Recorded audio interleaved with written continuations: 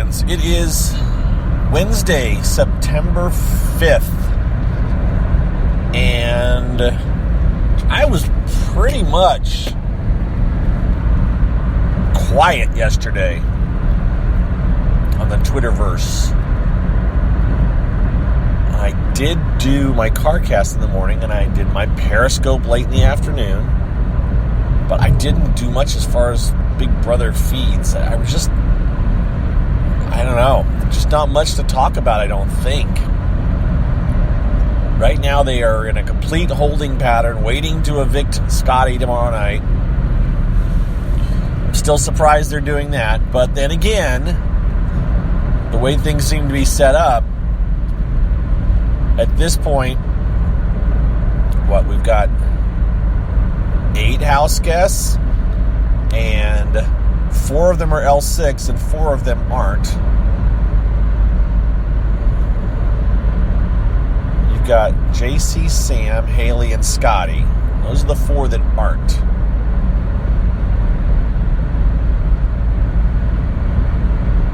Scotty will be going. That'll leave JC, Haley, and Sam. And pretty much Sam doesn't like Haley and Haley doesn't like Sam. So if either of them wins out of household, they're going to go after the other. So L6 is safe. Now if JC happens to win, oh, who am I kidding? JC doesn't want to win anything. So I don't think JC will win it. If JC happens to win, would he actually go after Casey and Angelique? That's what he's been saying this whole time. He might. I don't know. Or would he just go after Sam and Haley? Either way, this L6, the 4 remaining members of L6 are in very good shape to make it to the final 4. Or at least most of them make it to the final 4. It is true, though, that in the end, the Hive Alliance will have the majority of the votes to decide who wins, because they'll have 5. I'm assuming Haley doesn't make it. If Haley makes it, well, I don't know if Haley makes it, will she win? I don't know. But, because then there'll only be 4. But if Haley doesn't make it, they got 5 people. If they can agree, there's a big if. Can they agree? Because they didn't seem to be able to vote together in the house. Why would they vote together outside of the house? So, right now, pretty much, they've been feeding Scotty, lines to make him think he's safe. Meanwhile, they're telling Haley she's safe. We know that they truly want to get rid of Scotty and keep Haley. And the 2 of them aren't talking to each other to say, you know what, look, they're telling me you're going, and at least you would think they would at some point go, hey, Scotty, hey, Haley, look, they're telling me you're going. I know, they're telling me you're going. Oh, well, then I guess one of us is being lied to. Or both of you are really being lied to in either event, because really, they're just, nobody's going to be completely honest with either of them.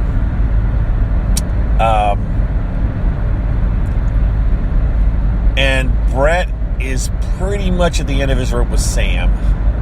They all are. If the intercom got stuck open again, God, did we even talk about that on our show? I don't think we did. There's some things that happen that we just don't even have a chance to touch on. The intercom got stuck open last week at one point, and so so Sam heard everything Brett said. And Brett was like, oh, he's just griping. Well, he was griping again yesterday about Sam. And there's this infighting going on between Sam and Haley, and it's just not good. Yeah, Sam's going to go down as just a nutcase in Big Brother. She's not going to go down as one of the characters that you want to have back, that's for sure. I don't think anybody, except for maybe fans, would want Sam back, and I don't think as a fan I'd even want Sam back. I've about had enough of her. She's just, wow. The longer she's in the house, the more she comes across as a little bit eccentric. How's that?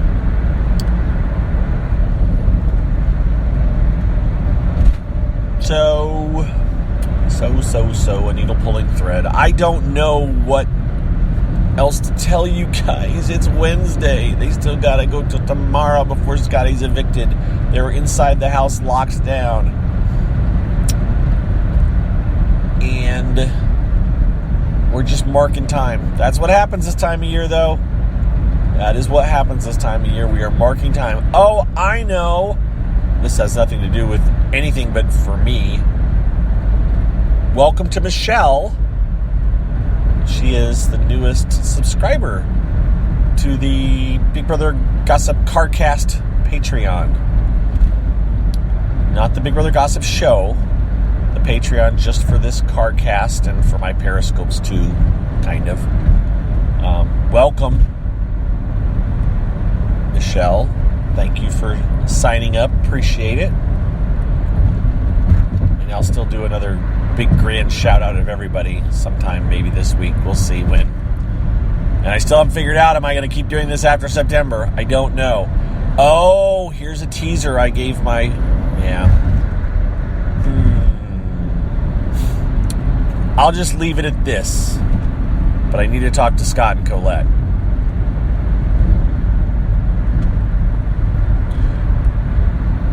We're mulling over the possibility of doing a finale show.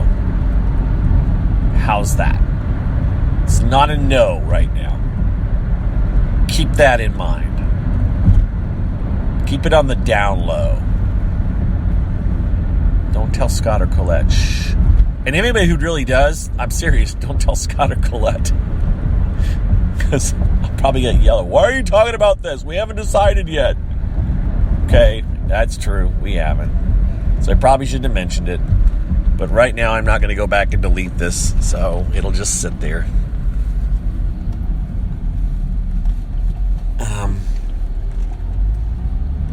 Yeah. All right. With that being said, I'm out of things to talk about related to Big Brother.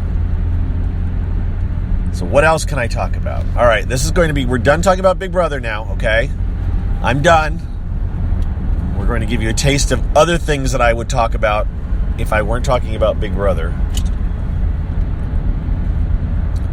What am I up to? Well... Oh my God, I forgot to get off. I forgot about my detour. Dang it. Crud, crud, crud, crud, crud. I hate this. I made a mistake again.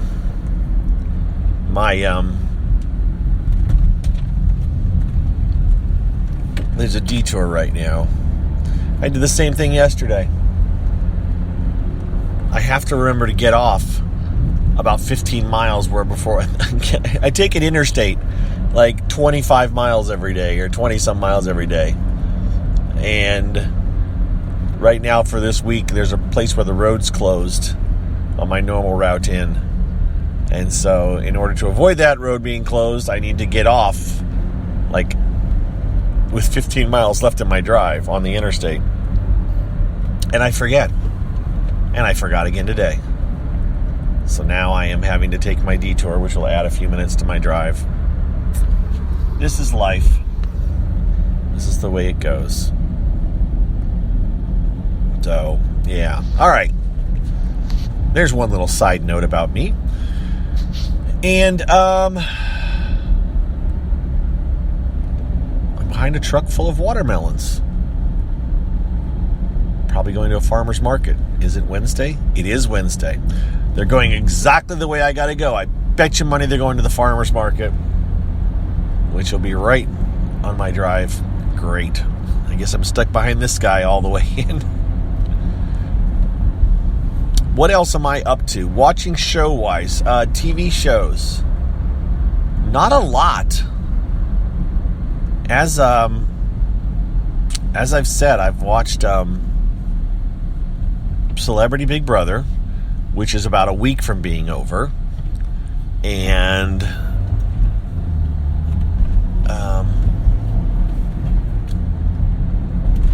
the show Better Call Saul, which is a prequel, in a way, of a sort, to the show Breaking Bad. I would think anybody who was watching Better Call Saul watched Breaking Bad. And if you're watching Better Call Saul and you didn't see Breaking Bad, well, that's silly of you. You really should watch Breaking Bad first and then watch Better Call Saul. Although, you know what? It might be interesting. Technically, it would be interesting for someone who'd never seen Breaking Bad to watch Better Call Saul first and then watch Breaking Bad. Because chronologically, most of Better Call Saul takes place before Breaking Bad. But not all. Matter of fact, spoiler alert, very minor spoiler alert, there is parts of Better Call Saul that take place after Breaking Bad. Most of it is before.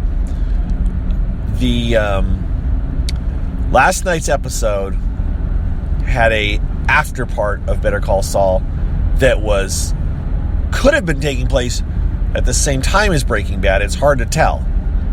But it was very close to the end of Breaking Bad, if not slightly after where Breaking Bad ended, but much closer than where it's been in the past. In the past, it's been like sometime in the distant future after Breaking Bad, we're seeing Saul go through his life post Breaking Bad. Now, that's not spoiling anything. That's pretty much exactly where Breaking Bad started, or where Better Call Saul started. Was with that kind of here's Saul living his life after Breaking Bad.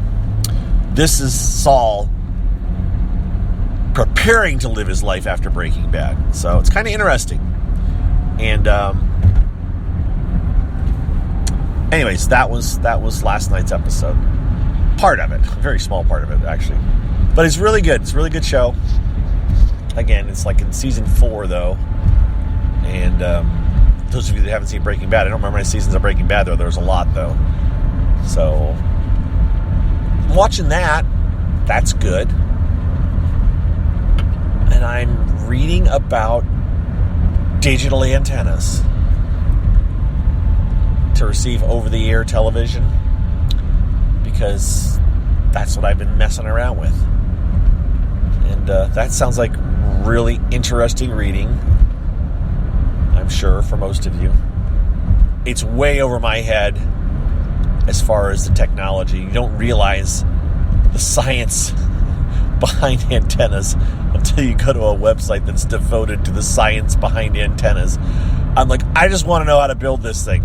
Just tell me what parts to put together to get the best freaking reception I can get, because the nearest tower to my house is like 40 miles. And then most of the other ones are like 70 or 80 miles. And for those of you that don't know, that's a hell of a long way for over-the-air television when you're talking HD. When I was a kid, my parents could throw a tower up or an antenna at the top of their TV tower, which all houses had when I was a kid. And we'd pull in stations that were 70 miles away, 80 miles away. But it was only, standard definition television, and it was kind of fuzzy if it wasn't coming in right, and, that kind of stuff. And you just dealt with it. But with digital signals, with digital television, you have to get a really good signal. And it's not just you have seen it when it's kind of pixelated, but it's kind of like total lines disappear and it's all jumbled. It's like a puzzle, like someone has shuffled it. Instead of snowy kind of a fuzzy thing, it's just really a mess. And that's the problem that you have with digital. And so I cut the cord back in March. I stopped with my cable subscription, and I basically right now have, up until last week or so, about 2 weeks ago, I have PlayStation Vue that I'm paying for, and that's like $45 a month, I think. And that gives me a ton of channels. It actually gives me, because of where I live, it's kind of like CBS All Access. If you live close enough to a CBS station, you get that local station live. Where I live is actually considered in the shadow of Chicago. And so I get the Chicago affiliate channels, quote, live, and then I get tons of sports, which I'm not a huge sports person, but I do want my Big Ten network because I am in a Big Ten, Midwest is Big Ten land. And then ESPN occasionally. And so I do like having those options. And specifically, my wife is a big HGTV fan. And HGTV is the one channel that is not the one channel. There's obviously other ones, but the company, and I can't remember which one it is that does HGTV. It's not on a lot of the cord cutting plans. Companies that do cord cutting, it's not on a lot of them. Or if it is, there's other things that aren't on it, like the sports aren't there or something. So the PlayStation Vue gives you HGTV and the sports that I would be interested in, and also this is the real kicker that I keep forgetting. It gives you can have up to 4 people at the same time watching it, which may or may not be important to you. Being as I'm in a family of 5, even though my kids are not living at home at the moment, they still don't mind using mom and dad's subscription. Same with Netflix. I mean, we have up to 2 people at one time can be watching Netflix. Well, every once in a while, a text will go out among the family about, okay, who's watching Netflix? Because mom wants to watch Netflix, and mom rules. If mom says, I want to watch Netflix, somebody better get off Netflix so mom can. And with the PlayStation Vue, up to 4 people can be watching. The odds of 4 people watching 4 different things at the same time on PlayStation Vue are pretty slim. I would actually venture to say that it might even be 2 might not be a problem. And so might have to review that choice later on. But for right now, PlayStation Vue has worked out well. And then when I went to cancel my subscription, when I hauled in my cable boxes and my tuner cards and carried them into the Xfinity office, the guy there talked me in. It wasn't that hard of a talk to getting Xfinity's over-the-air package, or their little beta streaming package, which actually gets you. He gave me Stars for free for a year. I didn't really care. I don't think I've watched one single thing on Stars, but he gave me Stars for free, and then I also get the Indianapolis, which is Central Indiana, channels, affiliates, national broadcasting channels, which is what I grew up with watching. I grew up watching not Chicago television. I grew up watching Indianapolis television. So for me, it was kind of like, oh, that would be nice to have more of a familiar flavor and feel to the news than I get with Chicago, because Chicago doesn't give one something derriere about Indiana for the most part. So I watch. So I've got that going. That's $15 a month. But still, when you take out the and then our cable internet runs about, I think, $50. So all in all, I think it's about $110 a month right now that we're paying for our cable and quote TV, which is roughly half of what I was paying before. And other than the fact that it's, you got to jump through a few hoops, it's not bad. But for me, I have a bunch of TiVos. TiVos don't work with any of this stuff other than you can turn on your TiVo and you can go to Netflix or you can go to some streaming services, but you can't use it with PlayStation Vue and you can't record. I mean, those things have their own versions of DVRs.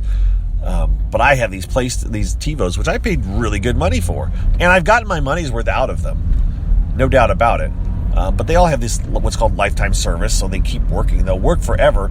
And I specifically, when I bought the ones that would work with regular old-fashioned antennas, too. And so I have 3. I have 2 TiVo Premiers and a TiVo Bolt. I have even older ones than that, but that gets into the digital problem. But I have my 2 TiVo Premiers, my TiVo Bolt, and if I can hook up an antenna to them and they can get a signal, they will continue to record regular over-the-air television. And so just in the past month or so, I just finally thought, you know what, I'm actually going to try to do this. I'm going to try to put an antenna. I don't want to put it on the roof, really. I would prefer not to, which right there causes a problem because you can mount antennas within your attic, but of course you're right there degrading the signal because you're going through a wall right off the bat. But it's easier to try. I don't have to worry about grounding of the antenna or anything. And so I don't have to get on a roof. I just have to climb around in an attic. And so I decided to do that. And I have purchased a couple of, one was inexpensive, one was a bit more, one was like $100, which is more than I really ever wanted to pay, but I still did it because I thought, all right, this will help. And I didn't think building your own antenna would be better than what I could buy, and now I'm doubting that. I'm in the process of going to try to build my own antenna. That's why I was reading about them. So I've had a couple of different antennas hooked up in my attic.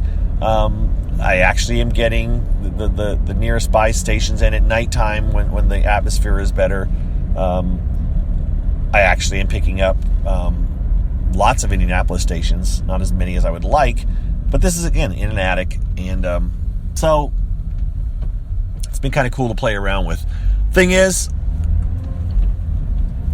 I don't know if it's enough for me to want to give up like my Xfinity plan, which is $15 a month, which is my whole goal, was if I can get a really decent signal out of Indianapolis, and if I get a PBS station. Oh, that was the other thing. PBS was the reason to get the Xfinity, because it included PBS, which PBS isn't generally in almost, it's not in any of the cable packages that I can think of. There may be one that it's in, and PBS has their own website, but it's still, I hate navigating websites to watch things. I just want to click and go to the channel. I don't want to have to search through shows. Maybe that's going to change as I get, that's the way things are going. But for me, I am used to a guide where I go through what's on at this moment in time, search for shows, and not these stupid icons and things are brought up. I don't know. It's probably just a change that I'm just going to have to get used to, because that's the way it's going to be. But I've got my PBS, there's a PBS station closer to Chicago, which is actually off the air at the moment, I discovered, after I pointed an antenna that direction. Couldn't get the damn thing. I go on the internet and read and find out that the tower went down. This is in the Gary, Maryville area of right outside of Chicago in Indiana. They had some storms and the tower went down. So this poor PBS station has been out since July or June. And if it were up and running, I'd get PBS loud and clear on one of the little antennas that I was using. But as of now, they're still trying to get the damn thing working again, and it's costing them money, and I feel bad for them. Not bad enough at this point to give them money, because I want to see how it looks first, but I'm waiting for that tower to come back online. So if that tower comes back online, I could, in theory, get ABC, CBS, NBC, Fox, CW, and PBS, all on my over-the-air antenna, and probably all day long. And frankly, that would cover my wants and needs for over-the-air television, and I could drop the Xfinity. So that's kind of what I'm waiting to happen. Plus, I'm going to try to build my own antenna. And when I say build, it's going to cost me. Problem is, I had to buy more materials than I needed. But I spent like $80 this weekend buying materials, but I got twice as much. I spent like $25 for copper wire when I really could have spent $12 or so. And I spent, I got some mesh screening stuff that I could have spent, I could probably spent like $10, but I would have gotten a tiny bit of, it's just kind of one of those, well, I can just get twice as much, and maybe I'll do a second one. We'll see. So I really probably could have spent less than $50 and had the materials I needed to do this. So for someone that's looking to build your own antenna, well, that's a project. I don't think you'd be listening to me talk about it if you were looking at doing it, though. You can do that kind of stuff yourself. And with that, I have arrived at work, guys, and I've talked a really long time. An apology for those of you that had to listen to me talk about non-Big Brother stuff, but I did warn you that that's what I was going to do, and I kept my promise. Talked about non-Big Brother stuff. I'm out of here, guys. Have a good day. I doubt anything exciting is going to happen in Big Brother today, to be totally honest. But if it does, I'll be sure to tell you about it on Twitter and stuff. We'll talk to you later. Bye-bye.